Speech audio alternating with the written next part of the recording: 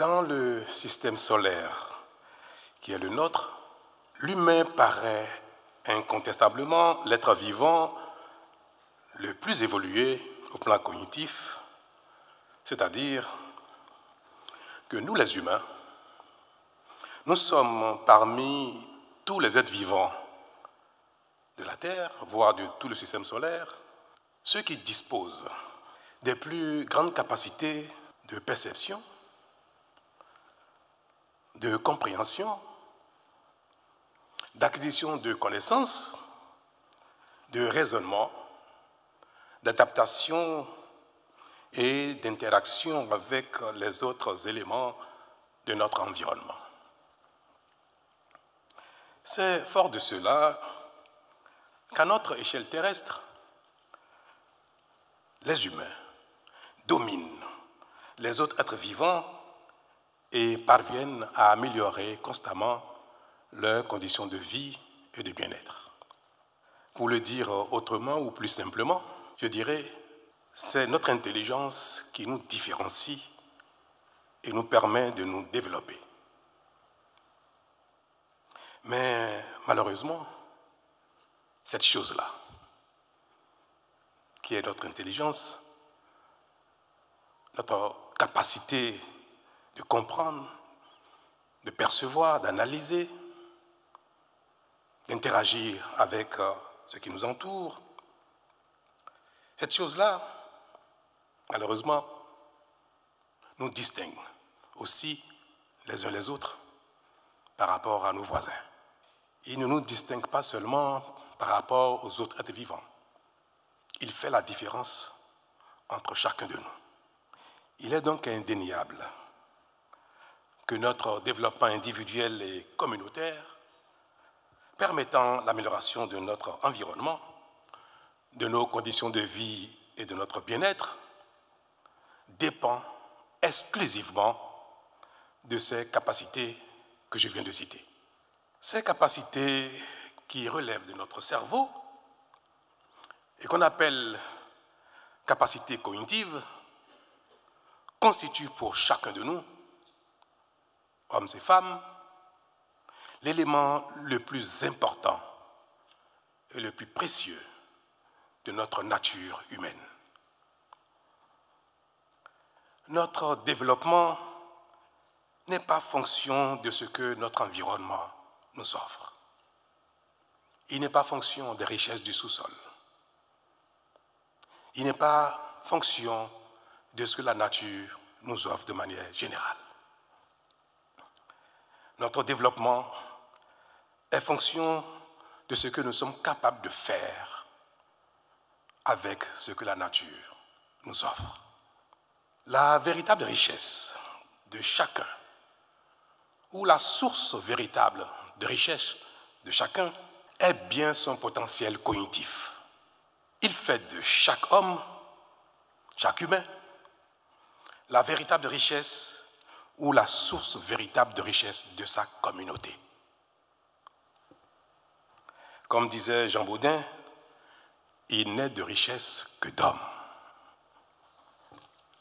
Mesdames et messieurs, si la richesse principale, voire exclusive, d'une nation est sa ressource humaine, que la qualité de cette ressource réside principalement dans son potentiel cognitif et que ce potentiel dépend des conditions de constitution et d'évolution de chaque individu, pourquoi ne devons-nous pas chercher par tous les moyens ce qui permet ou ne permet pas la constitution effective et conséquente de ce potentiel?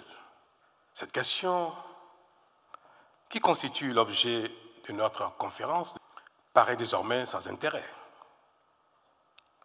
puisque la science nous a révélé avec certitude que le plein potentiel cognitif se constitue au cours des 1000 premiers jours de la vie, soit du 3e mois de gestation jusqu'à l'âge de 2 ans, et que la qualité de la nutrition durant cette période en est un facteur déterminant.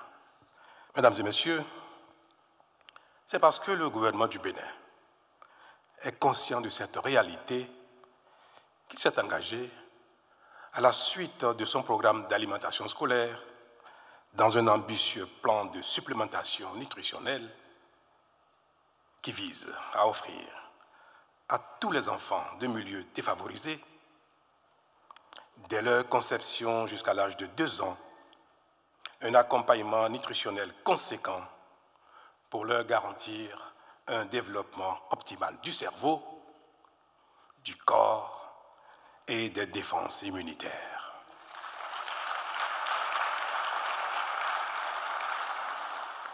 Car en effet, chaque enfant malnutri, c'est une intelligence fragilisée et limitée. C'est une force perdue. C'est un avenir compromis.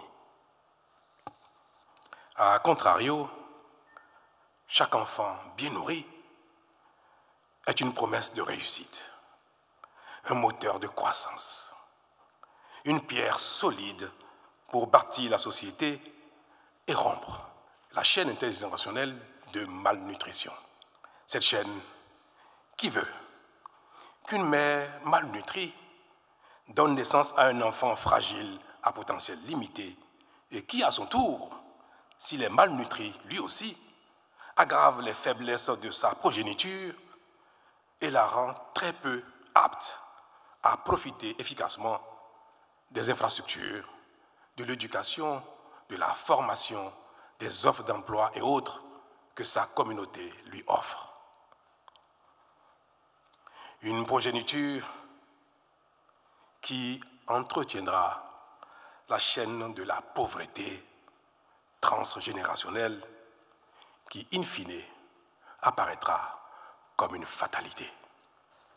Malheureusement, mesdames et messieurs, l'Afrique, notre continent, se trouve être majoritairement concerné, voire la plus majoritairement concernée par cette problématique de malnutrition.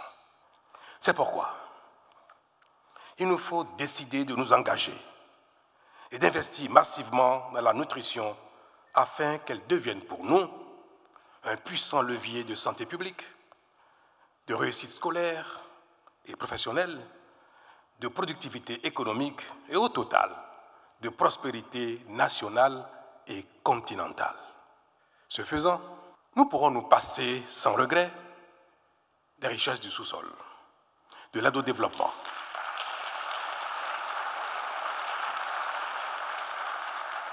nous pourrons rattraper notre retard sur les pays développés.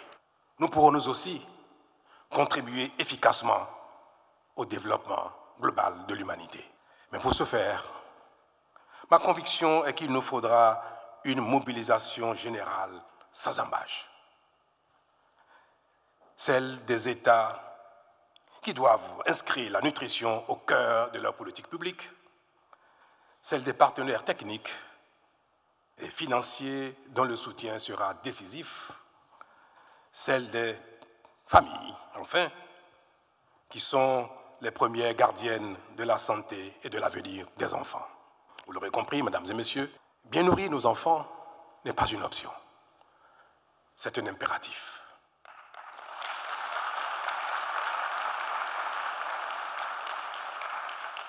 Je veux donc espérer, mesdames et messieurs, que cette conférence soit non seulement un cadre d'échange, mais aussi et surtout l'occasion de renforcer les connaissances et convictions pour susciter et booster les motivations au profit de la nutrition, et notamment sur notre continent africain. Elle devra, cette conférence, marquer un tournant décisif en matière de nutrition sur le continent africain.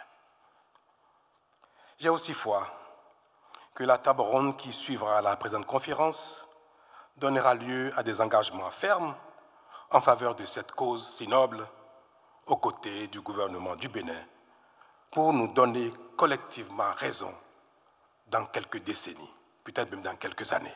Mesdames et messieurs, l'écho de la conférence de ce jour permettra aux initiés, permettra à la masse, permettra à tout le monde de comprendre les dégâts de la malnutrition. Je voudrais inviter les autorités béninoises, y compris moi-même, à en faire plus tard un large écho.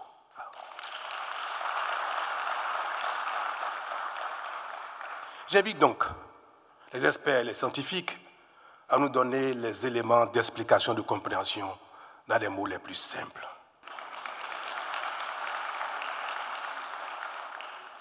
Et sur ce, je voudrais vous souhaiter succès pour les travaux de cette conférence et pour les résolutions qui seront prises, notamment les éléments de langage qui nous permettront de faire le job.